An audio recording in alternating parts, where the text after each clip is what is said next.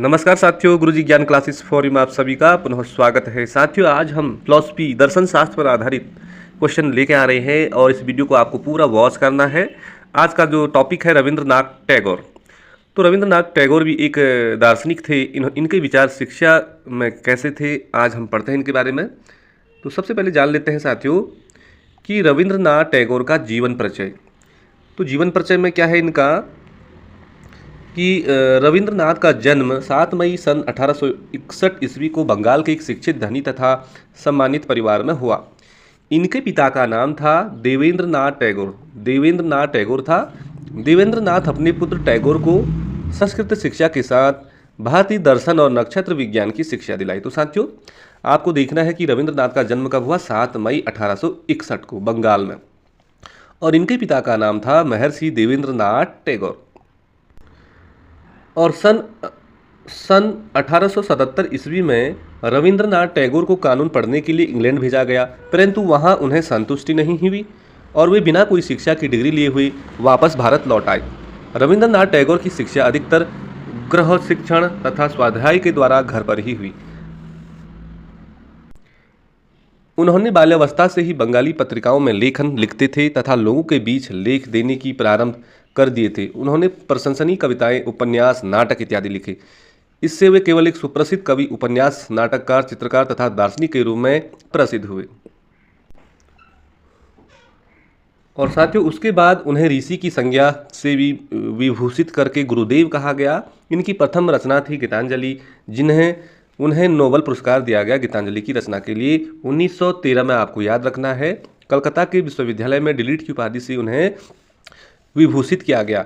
1915 में, आगे देखते हैं यहाँ पे कि 1915 ईस्वी में भारत सरकार ने टैगोर नाइट की उपाधि से प्राप्त की, परंतु उन्होंने इस उपाधि को जलियांवाला बाग नामक हत्याकांड के क्रोध में लौटा दिया। साथियों, तो 1915 में भारत सरकार ने टैगोर नाइट की उपाधि दी थी उन्हें, लेकिन उन्होंने उसे ठुकरा दिया जलियांवाला बाग जो नामक हत्याकांड के क्रोध में। और वे 22 सितंबर 1921 को विश्व भारती नामक प्रसिद्ध शैक्षिक संस्था की स्थापना की। तो क्वेश्चन आ सकता है कि जो विश्व भारती नामक संस्था की स्थापना किसने की, तो रविंद्रनाथ टैगोर ने की। कब की, 22 सितंबर 1921 को। और जानते हैं इसके बारे में, इस संस्था के विकास के लिए उन्होंने 20 वर्ष तक अथक प्रयास किया। अंत में उनकी जीवन लीला 1961 में समाप्त होगी। साथियों, तो जो विश्व भारती नामक संस्था बनाई थी उन्होंने 22 सितंबर 1921 को, वहाँ पे उन्होंने इस संस्था में 20 वर्ष तक अथक प्रयास किए, काम किए, और उनकी जो मृत्यु हुई लास्ट में 1941 में, 1941 में। रविंद्रनाथ टैगोर के शैक्षिक विचार, रविंद्रनाथ टैगोर के जो शैक्षिक दर्शन थे वो क्या कहते थे, तो रविंद्रनाथ टैगोर का मानना था कि प्रकृति, मानव तथा अंतर्राष्ट्रीय संबंधों में परस्पर मेल एवं प्रेम होना चाहिए। वो कहते थे कि प्रकृति, मानव तथा अंतर्राष्ट्रीय जो संबंधों में परस्पर मेल एवं प्रेम होना चाहिए। और क्या कहते थे वो देखिए, उन्होंने सच्ची शिक्षा के द्वारा वर्तमान के सभी वस्तुओं में मेल और प्रेम की भावना विकसित करना चाहते थे। टैगोर का विश्वास था कि शिक्षा प्राप्त करते समय बालक को स्वतंत्र वातावरण मिलना परम आवश्यक है चाहिए। मतलब वो मानते थे कि बच्चे को शिक्षा प्राप्त करने के लिए उसको स्वतंत्र वातावरण देना चाहिए। और रूसों की भांति टैगोर भी प्रकृति को बालक की शिक्षा को सर्वश्रेष्ठ साधन मानते थे। उन्होंने लिखा कि प्रकृति के पश्चात बालक को सामाजिक व्यवहार की धारा के संपर्क में आना चाहिए। प्रकृति के पश्चात बालक को सामाजिक व्यवहार की धारा के संपर्क में आना चाहिए। टैगोर की शिक्षा दर्शन का मूल्यांकन करते हुए डॉक्टर S.V. मुखर्जी ने लिखा है कि टैगोर आधुनिक भारत में शैक्षिक पुनरुत्थान के सबसे महान पैगंबर थे। उन्होंने अपने देश के सामने शिक्षा के सर्वोच्च आदर्शों को स्थापित करने के लिए निरंतर संघर्ष करते रहे तथा उन्होंने अपनी शिक्षा संस्थाओं में शैक्षिक प्रयोग किए जिन्होंने उनको आदर्श का सजीव प्रतीक माना, जैसे उनको आदर्श का सजीव प्रतीक भी माना जाता है रविंद्रनाथ टैगोर को। टैगोर के शिक्षा दर्शन के आधारभूत सिद्धांत क्या हैं, तो टैगोर ने शिक्षा दर्शन के बहुत सिद्धांत दिए, जिनमें पहला सिद्धांत था उनका कि बालक की शिक्षा उसकी मातृभाषा के माध्यम से होनी चाहिए। टैगोर भी मानते थे कि बालक की जो शिक्षा है उसकी मातृभाषा के माध्यम से होना चाहिए। दूसरा क्या कहा उन्होंने कि शिक्षा प्राप्त करते समय बालक को स्वतंत्रता मिलनी चाहिए।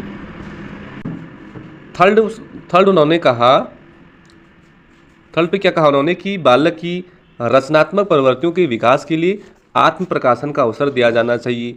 चौथा, उन्होंने कहा कि बालक की शिक्षा नगरों से दूर प्रकृति की गोद में होनी चाहिए। वो क्या कहते थे कि बालक को प्रकृति के साथ छोड़ देना चाहिए, प्रकृति में बालक वास्तविक रूप से सीख सकता है। तो बालक की शिक्षा नगरों से दूर प्रकृति की गोद में होना चाहिए।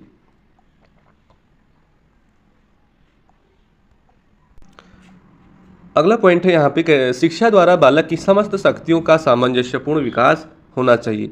छठवां पॉइंट क्या उन्होंने कि बालक को प्रकृति वातावरण में स्वतंत्र पूर्वक स्वयं करके सीखने का अवसर मिलता है। हम बालक को प्रकृति में जब स्वतंत्र रूप से छोड़ देते हैं तो वहाँ पर उन्हें स्वयं करके सीखने का अवसर भी मिलता है। टैगोर के अनुसार शिक्षा की धारणा क्या थी?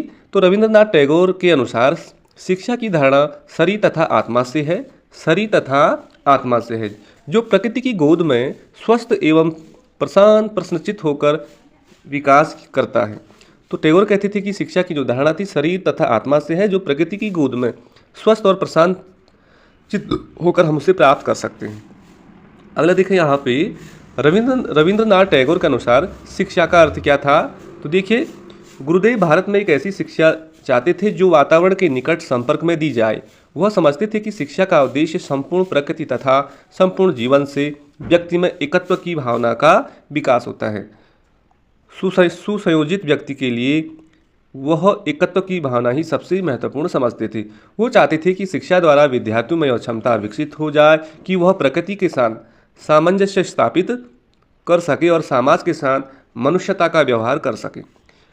अगला हम यहाँ पे देखें कि टैगोर की शिक्षा के क्या उद्देश्य थे। तो टैगोर की जो शिक्षा प्रणाली थी उसके उद्देश्य क्या थे? नंबर 1 था कि शारीरिक विकास का उद्देश्य। दूसरा देखें हम तो मानसिक विकास का उद्देश्य। थर्ड देखें हम शिक्षा तथा जीवन में सामंजस्य स्थापित करना। चौथा देखें साथियों तो आध्यात्मिक संस्कृति का विकास करना। अगला देखें पूर्व मानव के रूप में विकसित करना। अगला देखें हम सत्य एकता कायम करना। तो क्या थे ये? उनके क्या थे? उद्देश्य थे। अगले देखें हम रविंद्रनाथ टैगोर की शिक्षा के उद्देश्य किस प्रकार थे। तो शारीरिक विकास का उद्देश्य में वो क्या कहते थे? वो कहते थे कि टैगोर शारीरिक शिक्षा को महत्वपूर्ण मानते थे और उनके शिक्षा के माध्यम से छात्रों के शारीरिक विकास को सुनिश्चित करने का प्रयास किया जाता था। उनके द्वारा प्रदान की जाने वाली जो शिक्षा उनके शारीरिक विकास को समर्पित थी, जिससे उनकी शारीरिक क्षमता, स्थायित्व और स्वस्थता का विकास हो सके। अगला देखिए मानसिक विकास का उद्देश्य। तो टैगोर के शिक्षा के दूसरे महत्वपूर्ण उद्देश्यों में था मानसिक विकास का उद्देश्य। उन्हें छात्रों के मानसिक विकास को प्राथमिकता दी जाती थी। उनकी शिक्षा के माध्यम से छात्रों के मन को समृद्ध, स्वतंत्र और सक्रिय बनाने का प्रयास किया जाता था। यह उनका मानना था कि एक स्वस्थ मन परिश्रम कर सकता है, सहनशीलता का सामर्थ्य रखता है और जीवन के मुश्किलों का सामना कर सकता है। उन्होंने छात्रों को विचारों, भावनाओं, संवेदनाओं और बुद्धिमत्ता के संग्रह का विकास करने के लिए प्रोत्साहित किया। थर्ड पॉइंट पे देखते हैं, शिक्षा तथा जीवन में सामंजस्य स्थापित करना चाहिए। तो टैगोर की शिक्षा के उद्देश्यों में एक शिक्षा और जीवन के सामंजस्य स्थापित करना भी था। उनका मानना था कि शिक्षा का मुख्य उद्देश्य छात्रों को सामाजिक और मानसिक रूप से एकजुट करना है। उनकी शिक्षा के माध्यम से छात्रों को आपसी सहयोग, समझदारी और बृहदार्थी सोच की शक्ति का विकास होता था। इससे छात्रों में दया, संवेदनशीलता और सामाजिक संबंधों की गहराई विकसित होती थी, जो उनके जीवन में सामंजस्य की मूल आवश्यकताओं को पूरा करने में मदद करता था। अगला देखें हम चौथा, आध्यात्मिक संस्कृति का विकास करना। वो मानते थे कि आध्यात्मिकता और धार्मिकता का महत्व प्राथमिकता माना जाता था। उनके अनुसार शिक्षा छात्रों को आध्यात्मिक संस्कृति के साथ जोड़ने, उनकी आंतरिक विकास को प्रोत्साहित करने और उन्हें उच्चतम आदर्शों और मानवीयता के मार्ग पर चलने के लिए प्रेरित करने का उद्देश्य था। अगला देखें हम, उनकी शिक्षा में ध्यान और मानवता के विकास पर बल दिया। उनकी शिक्षा में ध्यान और मानवता के विकास पर बल दिया था ताकि छात्र अपने आंतरिक रूप को समझ सके, आध्यात्मिक अनुभवों के माध्यम से ऊंचाइयों की ओर प्रगति कर सके। पांचवा पॉइंट क्या था? पूर्ण मानव के रूप में विकसित करना। टैगोर विद्यार्थियों को सिर्फ ज्ञान के साथ ही अच्छे मानवीय गुणों का विकास करने को महत्व देते थे। उनकी शिक्षा के माध्यम से विद्यार्थी को पूर्णता और उन्नति की ओर ले जाने का प्रयास किया जाता था। अगला देखें हम छठवां, सत्य एवं एकता कायम रखना। तो टैगोर की शिक्षा के उद्देश्यों में से एक उद्देश्य था सत्य और एकता को कायम रखना। उन्हें यह मान्यता थी कि सत्य और एकता शिक्षा के मूल तत्व हैं। छात्रों को उनके महत्व को समझना चाहिए। उनकी शिक्षा के माध्यम से छात्रों को सत्य के प्रति निष्ठा करने, झूठ से दूर रहने, विचारों और कर्मों में एकता बनाए रखने का प्रयास किया जाता था। छात्रों को सामाजिक और नैतिक मूल्यों के प्रति संवेदनशीलता विकसित करने के लिए प्रोत्साहित किया जाता था, ताकि वे सच्चाई के प्रति संवेदनशील और समर्पित बन सकें, समुदाय में एकता और सद्भाव को बढ़ा सकें। टैगोर के अनुसार पाठ्यक्रम कैसा था? टैगोर के अनुसार पाठ्यक्रम पे हम चर्चा करते हैं। टैगोर के अनुसार शिक्षा का मुख्य उद्देश्य पूर्ण जीवन प्राप्ति के लिए मनुष्य का पूर्ण विकास करना था। इस उद्देश्य को ध्यान में रखते हुए उन्होंने पाठ्यक्रम में विभिन्न प्रकार के अनेक विषयों को शामिल किया, जिनमें पहला था उनका विषय इतिहास, प्रकृति अध्ययन, भूगोल, साहित्य इत्यादि। और उसके बाद क्रियाएं में थी उनकी क्रियाएं क्या करने चाहिए बालकों में? नाटक, भ्रमण, बागवानी, क्षेत्रीय अध्ययन, प्रयोगशाला कार्य, ड्राइंग, मौलिक रचना इत्यादि ये उनकी क्रियाएं थी। और अतिरिक्त पाठ्यक्रम जो क्रियाएं थी उसमें खेल कूद था, समाज सेवा पर विशेष ध्यान देते थे, छात्र स्व शासन इत्यादि। यहाँ पर टैगोर की शिक्षण विधि थी। टैगोर ने अपनी शिक्षण विधि में निम्नलिखित सिद्धांत इस प्रकार दिए। पहला सिद्धांत था शिक्षण विधि को बालक की स्वाभाविक रुचियों और आवेगों पर आधारित होना चाहिए। शिक्षण विधि में वाद विवाद और प्रश्नोत्तर का प्रयोग करना चाहिए। दूसरा पॉइंट था उनका कि शिक्षण विधि में नृत्य, अभिनय, दस्तकारी को स्थान मिलना चाहिए। तीसरा पॉइंट था उनका कि शिक्षण विधि में बालक के अनुभव और ज्ञानेंद्रियों का प्रयोग करना चाहिए। अगला देखें हम, टैगोर ने शिक्षण विधि को सर्वोत्तम विधि बताते हुए लिखा, भ्रमण के समय शिक्षण, देखिए कोई स्टेटमेंट आ सकता है कि भ्रमण के समय शिक्षण सर्वोत्तम विधि है। यह किसका कथन है? तो टैगोर का है। भ्रमण के समय शिक्षण सर्वोत्तम विधि है, टैगोर ने लिखा। शिक्षण विधि का अन्य महत्वपूर्ण सिद्धांत क्रिया सिद्धांत है। टैगोर शरीर और मस्तिष्क की शिक्षा के लिए क्रिया को आवश्यक मानते थे। तो साथियों, क्रिया सिद्धांत किसने दिया शिक्षण विधि में? तो रविन्द्रनाथ टैगोर ने दिया। तो टैगोर शरीर और मस्तिष्क की शिक्षा के लिए क्रिया को आवश्यक मानते थे। उनके अनुसार बालकों को किसी हस्तकला में अवश्य प्रशिक्षित किया जाए। वे पेड़ पर चढ़ने, कूदने, बिल्ली या कुत्ते के पीछे दौड़ने, फल तोड़ने, हंसने, चिल्लाने, ताली बजाने, अभिनय करने को शिक्षण की आवश्यक प्रवृत्ति या युक्ति के रूप में स्वीकार करते हुए दृष्टिगोचर होते हैं।